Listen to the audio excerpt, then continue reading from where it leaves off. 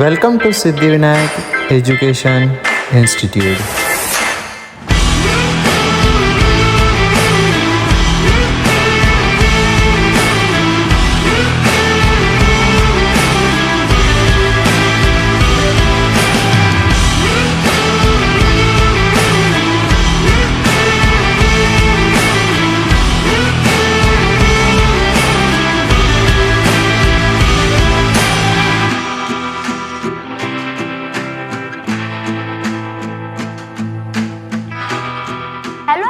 I am Ekangshi from Siddhivinayak Education Institute and today I am going to explain you about two block system.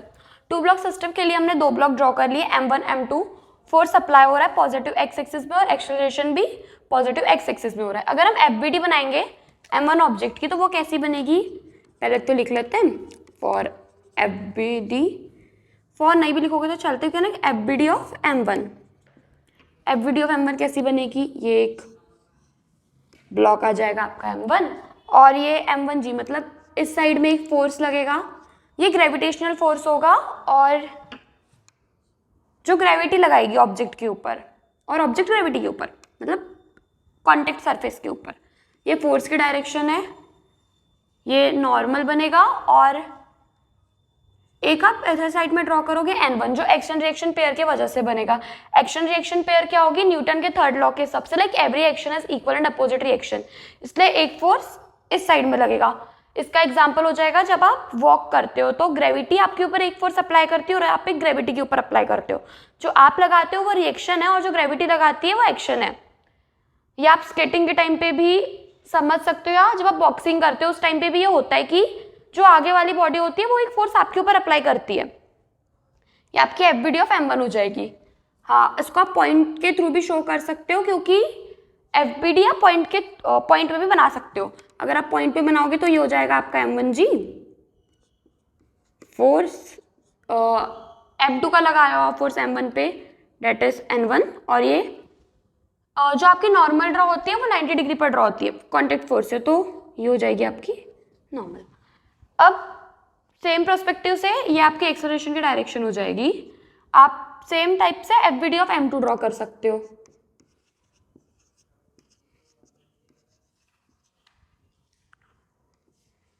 ये एक block हो जाएगा, इस पे एक ग्रेविटेशनल फोर्स लगेगा, ये जो लगाएगा ग्रेविटी पे M2G. फोर्स की डायरेक्शन एक्सल रिएक्शन पेयर एक हो जाएगी आपकी इधर साइड में. आप इसको ऐसा भी ड्रॉ कर सकते हो डेट इज N1 सेम रहेगा, N1 और N2 N1 और ये भी N1 जो रहेगा वो इक्वल रहेगा और ये आ जाएगा आपकी N2 नॉर्मल 2. एक्सेलरेशन इस डायरेक्शन में रहेगा पॉजिटिव एक्स एक्सिस में. आप इसको पॉइंट ऑब्जेक्ट पॉइंट FBD भी बना सकते हो, जैसे M1G N1 फोर्स और N2. यही पे इसी को समझने के लिए एक एग्जांपल से समझते हैं. Find a and all contact force assumed all surfaces are smooth. हमें एक्सेलरेशन फाइंड करना और कॉन्टेक्ट फोर्सेस जो ब्लॉक्स M1 और M2 पे अप्लाई हो रहे हैं. ये क्वेश्चन नीट में आ चुका है. ये आपकी एक्सेलरेशन की डायरेक्शन हो गई, फोर्स भी एक्स एक्सिस में. इससे इतना कंक्लूड तो कर सकते हो कि जो वाई एक्सिस का मूवमेंट होगी वो जीरो होगी क्योंकि वाई एक्सिस में आपका ब्लॉक मूव ही नहीं हो रहा.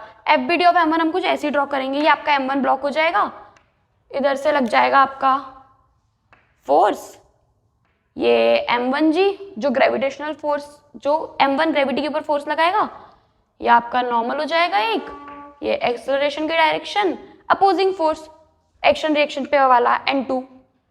ठीक है, अब इसके ऊपर से आप कंक्लूड कर सकते हो कि जो वाई एक्सिस का एक्सेलरेशन होना है, मूवमेंट होना है, वो जीरो हो जाएगी.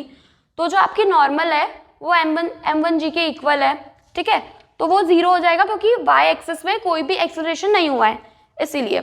तो इससे कंक्लूड कर लोगे कि आपका N1 इक्वल हो जाएगा M1G के.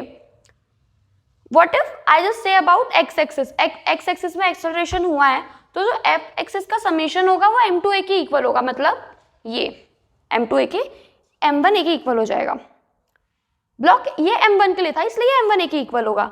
जैसे ये M1 है और ये फोर्स है तो ये n1 के इक्वल होगा ना, जैसे इस साइड में एक्सेलरेशन हुआ है तो m1 इंटू ए, फोर्स m1 के इक्वल होगा फोर्स F माइनस n2, ये फोर्स को आप इसमें से माइनस करोगे तो वो m1 के इक्वल हो जाएगा।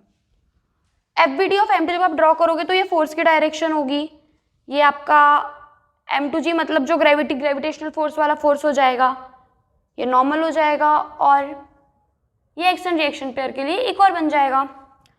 अब अगर हम इसकी बात करेंगे तो ये जो नॉर्मल होगी वो m2g के इक्वल होगी ना, ये जो नॉर्मल ड्रॉ करे आपने ये m2g के इक्वल होगी, क्योंकि ये फोर्स और ये फोर्स इक्वल हो जाएंगे, n3 would be equal to m2g। n3 अब अगर मैं m2g को इधर साइड शिफ्ट कर दूंगी तो ये इक्वल टू 0 हो जाएगा, मतलब n3 minus m2g is equal to 0, so n3 is equal to m2g।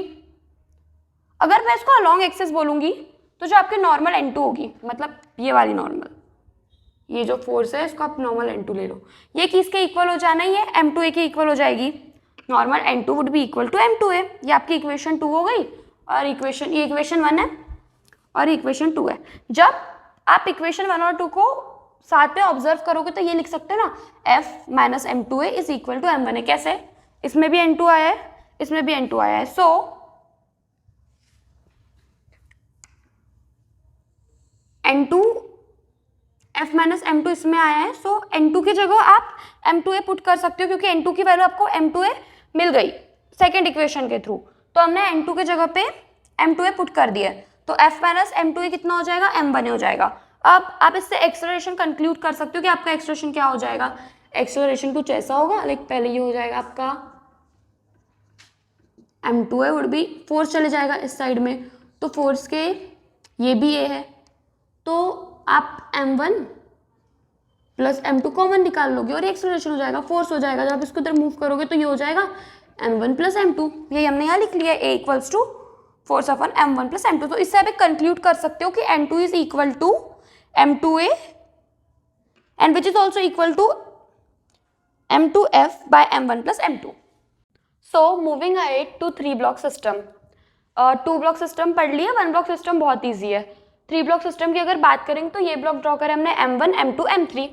अब एज यू नो एक ग्रेविटेशनल फोर्स लगेगा, वो जाएगा आपका m1g और यहाँ पे एक नॉर्मल ड्रॉ कर लोगे n1। ब्लॉक m2 की बात करोगे तो ये हो जाएगा आपका m2g, n2। n3 के लिए ड्रॉ करोगे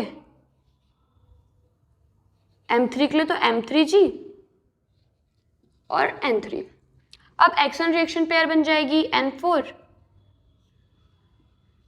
n5। तो ये आपकी नॉर्मल एफबीडी बन चुकी है। आप इसी के नीचे मैंने क्वेश्चन लिखा है, find a and all contact forces. अब आपको इसमें एक्सेलरेशन भी फाइंड करना है और ऑल कॉन्टेक्ट फोर्सेस फाइंड करना है। तो फोर्स का फॉर्मूला क्या होता है, मास इंटू एक्सेलरेशन। इसमें मास कौन से हो जाएंगे, m1 plus m2 plus m3 into acceleration. ये भी जो डायग्राम है ये पॉजिटिव एक्सिस में बना है, तो y एक्सिस में इस टाइम पे भी कोई भी एक्सेलरेशन नहीं हुआ है, जो भी आएगा वो x एक्सिस में आएगा। तो आप लिख सकते हो n1 m1g के इक्वल हो जाएगा। जो आपका नॉर्मल होगा n1 वो m1g के इक्वल होना है, जो नॉर्मल n2 है वो m2g के इक्वल हो जाएगा और नॉर्मल n3g के इक्वल हो जाएगा। ये लिख लिया। अब फोर्स भी आ गया आपके पास, नॉर्मल की वैल्यू भी आ गई, मासेस भी है, एक्सेलरेशन भी दिया है, तो उसने क्या बोला एक्सेलरेशन फाइंड करें। तो एक्सेलरेशन क्या हो जाएगा, force by m1 plus m2 plus m3।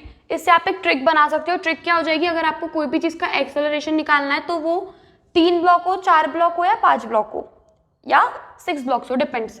तो आप उसमें डायरेक्टली ये लिख सकते हो, force m1 plus m2 plus dash dash dash, जहाँ तक है वहाँ तक आप ऐड कर सकते हो, तो उससे आपका एक्सेलरेशन आ जाएगा। ये एक ट्रिक बन गई। अगर मैं ब्लॉक m1 की बात करूंगी तो उसमें जो नॉर्मल होगा n1 वो m1g के इक्वल हो जाएगा, ये एक पॉइंट लिख लेंगे, और फोर्स माइनस नॉर्मल n4, ये फोर्स में से नॉर्मल जो इधर साइड से अपोजिंग फोर्स लग रहा है उसको फोर्स में से n4 आप माइनस कर लोगे तो वो m1a के इक्वल होगा। थिंक व्हाट अगर न्यूटन के सर के ऊपर एप्पल की जगह कोकोनट गिरता तो it would be better, but still aside कि हम इस पे थे, तो फोर्स माइनस आपका n4 हो जाएगा m1a के इक्वल होना ही है ना। फोर्स में से अपोजिंग फोर्स माइनस कर लिया आपने तो वो इक्वल हो गया m1a के एक्सेलरेशन वाली डायरेक्शन में, क्योंकि अपोजिंग फोर्स आपने माइनस कर दिया। तो ब्लॉक अब सिर्फ इधर साइड मूव होगा, उधर साइड नहीं खिसकेगा। अब ब्लॉक अगर M2 की बात करें तो उसमें भी सेम होगा, M2G के इक्वल हो जाएगा। अब इसमें आपको ना N4 में से N5 माइनस करना पड़ेगा, क्योंकि एक N4 है जो इस डायरेक्शन में अप्लाई हो रहा है, मतलब पॉजिटिव एक्स एक्सिस में, है ना, तो वो हो जाएगा आपका N4। अब ये जो लग रहा है ये अपोजिंग फोर्स है, ये जो N5 है इसमें ये अपोजिंग फोर्स है, ये जो है आपका ये अपोजिंग फोर्स है। So N4 minus N5 is equal to M2 है, क्योंकि वो फिर उस डायरेक्शन में उसका सिर्फ एक्सेलरेशन शो करेगा, इसलिए वो M2A के इक्वल होगा। अब ब्लॉक अगर M3 की बात करेंगे तो इसमें भी N3 इक्वल हो जाएगा M3G के इक्वल हो गया। अब इसमें ना आपको कुछ नहीं करना पड़ेगा, क्योंकि ये जो N5 है डायरेक्टली M3A के इक्वल हो जाएगा। कैसे होगा, लेकिन ये एक बात आती है ना, इसमें अपोजिंग फोर्स कोई भी अप्लाई नहीं हो रहा है, जैसे कि इसमें कोई भी अपोजिंग फोर्स नहीं है, तो ये जो ब्लॉक का एक्सेलरेशन है ये सिर्फ पॉजिटिव एक्स एक्सिस में, जो नॉर्मल N5 है वो M3A के इक्वल होगा। So thank you for hearing my video. अगर आपको ये वीडियो पसंद आए तो लाइक, शेयर एंड कमेंट।